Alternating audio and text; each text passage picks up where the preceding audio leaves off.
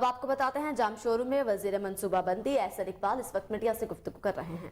आइए आपको बराह रास्त ले चलते हैं। और इसके नतीजे में ये फैसला हुआ था कि अगला इलेक्शन पुरानी मर्दमशुमारी पे नहीं होगा, नई मर्दमशुमारी के ऊपर होगा। और नई मर्दमशुमारी का नतीजा 30 अप्रैल 2023 को शाये हो जाएगा। और जब नई मर्दमशुमारी आ जाएगी तो उसके बाद इलेक्शन कमीशन को 4 माह दरकार है नई हल्का बंदी के लिए, जो अगस्त तक की मुद्दत बनती है, जबकि असेंबलियों की अपनी मुद्दत खत्म होगी। तो इसलिए मैं समझता हूं कि इमरान खान साहब सिर्फ मुल्क में इंतशार बेयकीनी पैदा करके पता नहीं किसका एजेंडा पूरा करना चाहते हैं। अगर उनके दिल में इस मुल्क का कोई लिहाज है तो उन्हें खुद अंदाजा होना चाहिए कि वो इस मुल्क के साथ क्या तबाही करके गए हैं। हमारी हुकूमत आने से 10 दिन पहले वजारत खजाना ने तरक्याती बजट की आखिरी किस्त जारी करने से इनकार कर दिया था कि खजाने में पैसा नहीं है और खजाना खाली है। हमारी हुकूमत आने से 10 दिन पहले वजारत खजाना जब ये कहती है कि हमारे पास किस्त जारी करने के पैसे नहीं, तो इसका मतलब है कि अंदरूनी तौर पे तो खान साहब मुल्क को दिवालिया कर गए थे। और ये मैं नहीं कह रहा, ये शब्बर जैदी जो उनके अपने चेयरमैन थे एफबीआर के, उन्होंने कहा कि खान साहब ने मुल्क को दिवालिया कर दिया।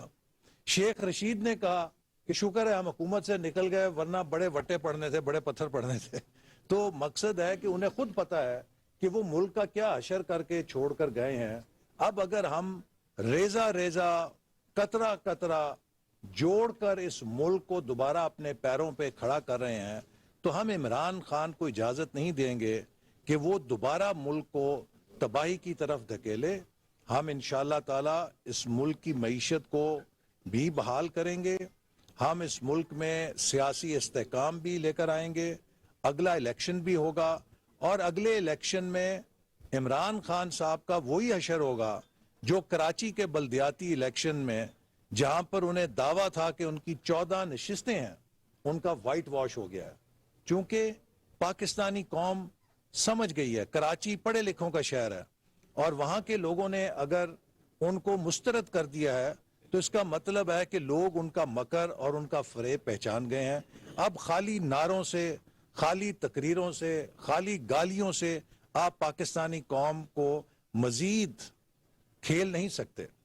लिहाजा अब लोगों को पता है कि 4 सालों में उन पर क्या अंधेरे दिए गए हैं और लोगों को यह भी पता है कि 2013 से 2017 जो नवाज शरीफ साहब का दौर था, उसमें पाकिस्तान कैसे तरक्की कर रहा था, कैसे पाकिस्तान में दहशतगर्दी का खात्मा हुआ, कैसे पाकिस्तान में अमन आया, कैसे पाकिस्तान में सी पैक चला।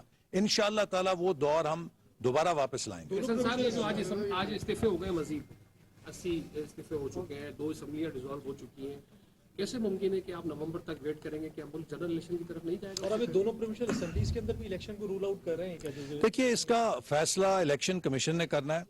अगर इलेक्शन कमीशन दोनों सूबाई असेंबलियों में इलेक्शन का ऐलान करता है, तो जैसे अभी बल्दियाती इंतखाबात हुए हैं, तो वो इलेक्शन अगर हुए तो हम उनमें भरपूर हिस्सा लेंगे और इंशाल्लाह इन इलेक्शंस में तहरीक इंसाफ को बदतरीन नाकामी का सामना करना पड़ेगा। ताहम ये आईनी सवाल जरूर इलेक्शन कमीशन को देखना पड़ेगा कि अगर काउंसिल ऑफ कॉमन इंटरेस्ट ये फैसला कर चुकी है कि अगला इलेक्शन नई मर्दमशुमारी के ऊपर हो, और फिर जो मुल्क की इस वक्त मुआशी सूरत हाल है, क्या आप कितने 100 अरब रुपए लगा सकते हैं कि 1 साल के अंदर 2 इलेक्शन इस मुल्क के अंदर किए जाएं?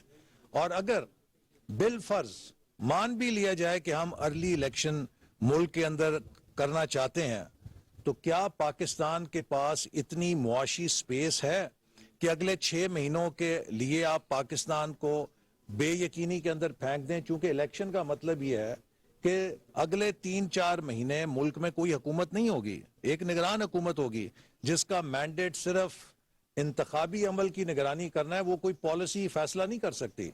और फिर उसके बाद इलेक्शन के बाद इस बात की क्या जमानत है कि कोई मुस्तहकम हुकूमत आ जाएगी? क्या कोई नया बहरान नहीं पैदा होगा? तो क्या अब जब पूरी दुनिया बहरान में है, आप देखिए न्यूजीलैंड की वजीर आजम ने इस्तीफा दे दिया मुआशी बहरान और चैलेंजेस के पेश नज़र। बरतानिया के अंदर हड़तालें हो रही हैं, वहां पे कितने वजीर आजम आए और चले गए। फ्रांस के अंदर हड़तालें हो रही हैं, अमेरिका के अंदर अफरात ज़र बेकाबू हो रहा है। पूरी आलमी मईशत इस वक्त बदतरीन मुआशी बहरान में है और हम तो खुद एक बदतरीन मुआशी बहरान से गुजर रहे हैं जिसकी विरसा हमें मिला है खान साहब की हुकूमत से। तो इन हालात में क्या आप पाकिस्तान को अगले 6 महीने के लिए किसी एक भंवर के अंदर फेंक सकते हैं कि कोई फैसला करने वाला ना हो, कोई मुस्तकिल हुकूमत ना हो, कोई सरमायाकार पाकिस्तान में नहीं आएगा, कोई बैनुल अक़वामी इदारा नहीं आएगा, सब इंतजार करेंगे कि इलेक्शन का इंतजार करें, फिर देखें इलेक्शन के बाद क्या होता है, और अगर इलेक्शन के बाद भी इंतशार हुआ तो फिर क्या होगा। तो इसलिए हमारे पास कोई चॉइस नहीं है सवाए इसके कि हम अक्टूबर 2023 तक इंतजार करें।